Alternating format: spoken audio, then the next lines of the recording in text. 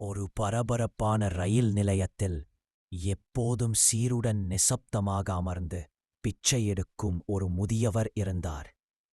தினமும் ஆயிரக்கணக்கானோர் அவர் முன் ஓடிக்கொண்டே செல்வார்கள். யாரும் அவரை கவனிக்கவில்லை. ஒருநாள் ஒரு கல்லூரி மாணவன் ரயில் வரும் வரை நேரம் கழிக்க அவரை அருகில் நின்று கவனித்தான். முதியவர் பிச்சை வாங்குபவர்களைப் போல கைகளை நீட்டவில்லை. அவர் அருகே இருந்த கார்ட்போர்டில் மட்டும் எழுதப்பட்டிருந்தது, பிச்சை வேண்டாம், ஒரு வேலை வாய்ப்பு வேண்டும். மாணவன் அதிர்ச்சியடைந்தான். அவன் அருகில் சென்று கேட்டான், தாத்தா, ஏன் பிச்சைக்கு பதிலாக வேலை கேட்கிறீர்கள்?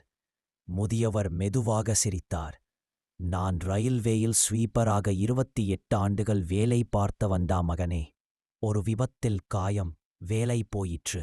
உதவி கேட்பது வாழ்க்கையை காப்பாற்றும், ஆனால் சம்பாதிப்பது மனதை காப்பாற்றும்.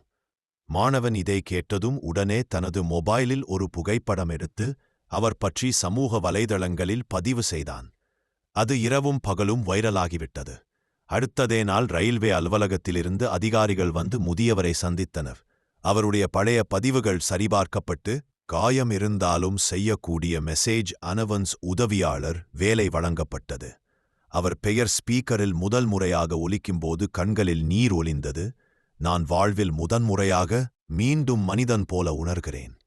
சில வாரங்களில் அவர் தினமும் ரயில் நேரம் அறிவிக்கும் நம்பகமான ஊழியராக மாறினார். அந்த மாணவன் மீண்டும் அவரை சந்திக்க வந்தான். முதியவர் சிரித்து சொன்னார், ரயில் ஒரு நாள் தாமதமாகலாம் மகனே, ஆனா வாழ்க்கை தாமதமானாலும் பாதை மாறாது. Subscribe, like, share, comments. நாளை நல்ல ஒரு கதையில் சந்திப்போம்.